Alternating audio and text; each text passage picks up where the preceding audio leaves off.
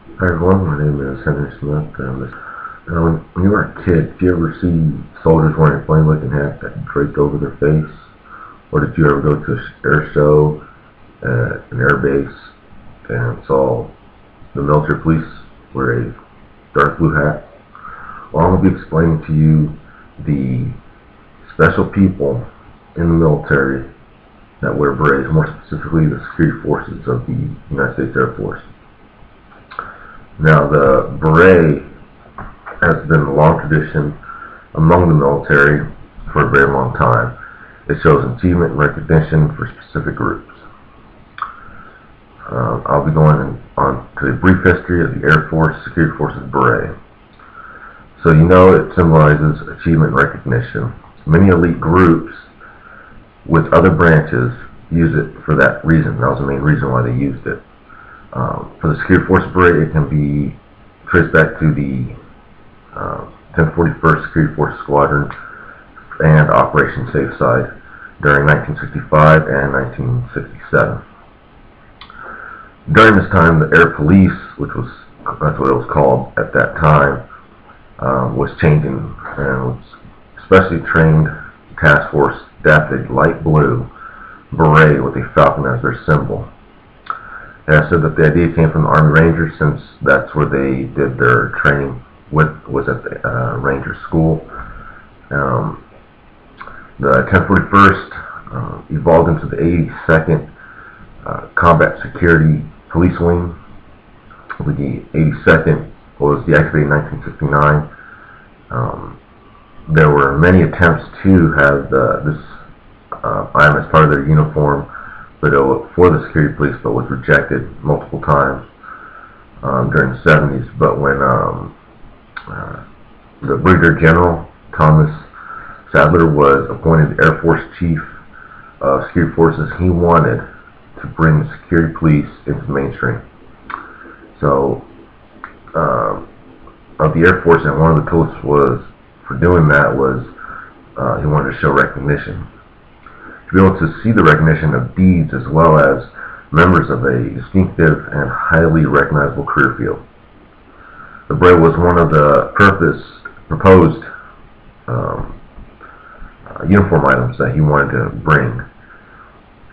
Several months later, in 1976, the beret would have the MAJCOM that the specific security forces member that he assigned to.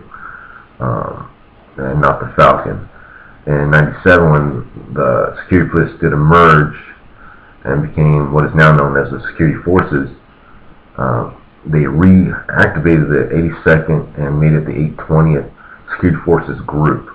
And if anybody knows, that's pretty much the first in for the Air Force to go into different locations and either set up a base and do what they need to do. So they're the first ones, and so they brought back the Falcon as part of their tradition for their emblem.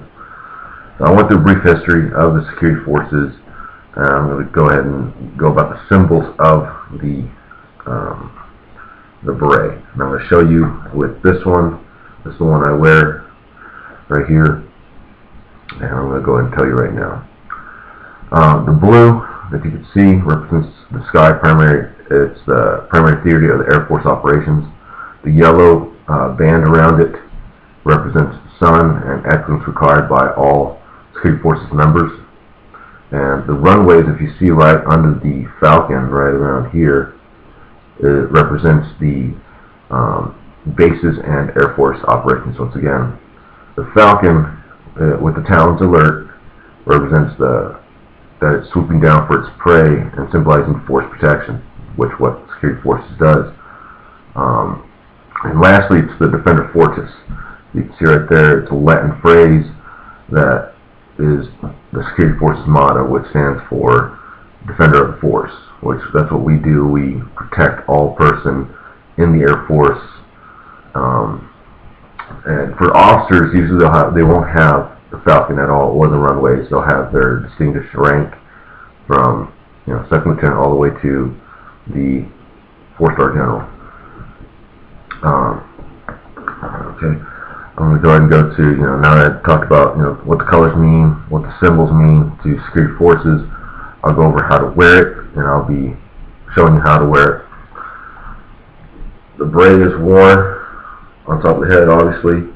The headband straight across from the head, all the way around, and it is over your left eye and right over your face, as so.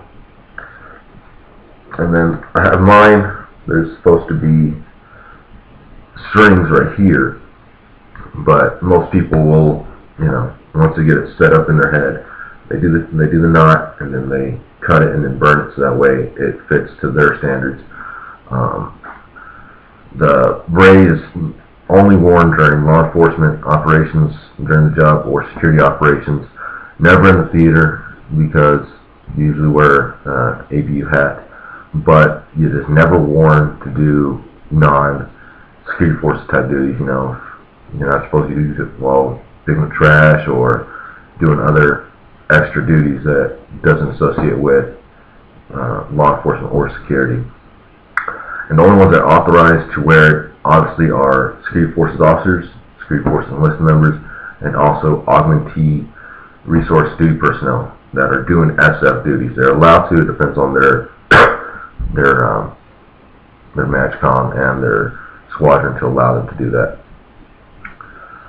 So I just went over some of the ways to wear it. I just went over the things that relate to the security forces beret. A brief history of the Air Police that adopted the beret because of the Rangers. I went over some symbols like the Falcon representing the Force Protection for the United States Air Force, and finally I went over how to wear it and who is authorized to wear it, like SF officers and SF enlisted members. Thank you, and that is my speech on the Security Forces beret.